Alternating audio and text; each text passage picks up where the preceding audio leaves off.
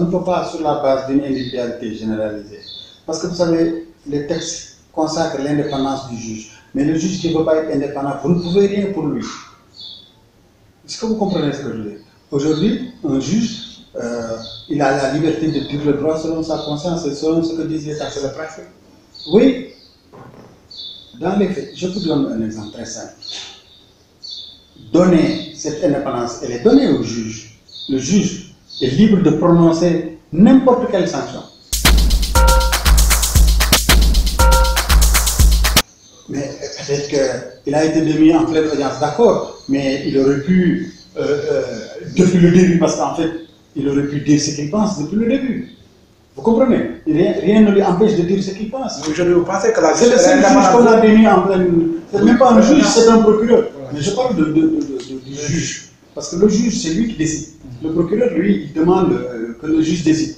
D'accord? Vous comprenez? Mais le juge, s'il ne veut pas être indépendant, personne ne dit rien, ne peut rien. Malgré tous les textes qui ont été pris. Mais il y a des juges qui ont dit le droit contre l'État. On a condamné l'État à plusieurs reprises. Vous comprenez? Mais si le juge lui-même, il est préoccupé par sa propre carrière, il est préoccupé par ses intérêts, etc., mais il va faire que ce que lui pense être bien pour lui. Le problème que nous avons dans certains corps de l'État, ce n'est pas un problème de système, c'est le problème des hommes qui occupent ce système. C'est le Sénégal qui doit changer. Mais tous les policiers ne sont pas corrompus. Il y a un policier, à chaque fois qu'il vous prend, vous allez payer.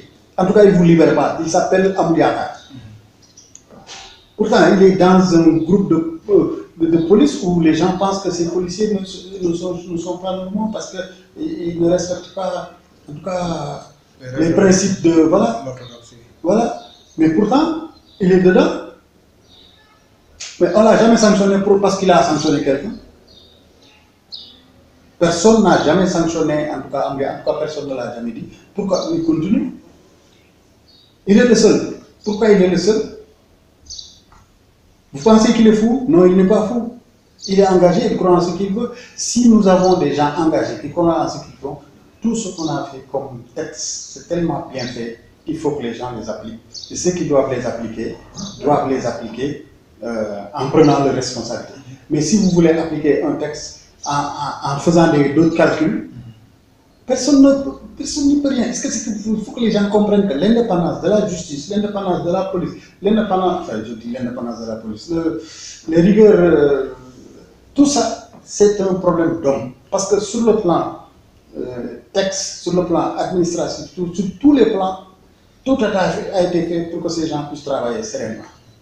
Si on ne peut pas travailler, on ne peut rien pour lui. Vous comprenez? C'est très très important parce que moi je pense que c'est un faux débat, tout ce qu'on dit là, c'est un faux débat. Aujourd'hui, le juge, il a la latitude de dire le droit, quels que puissent par ailleurs les enjeux. Le politicien, si on le condamne, il dit la justice est corrompue. Si on le libère, il dit que oui, on a dit la justice, on a dit le droit. Pourtant, c'est les mêmes juges.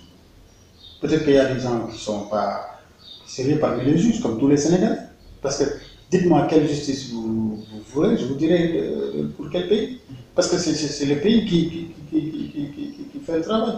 Aujourd'hui, si chacun, au niveau du poste où il est, fait ce qu'il doit faire et le fait sérieusement, mais on aurait dépassé ce pays-là. On aurait dépassé cette situation.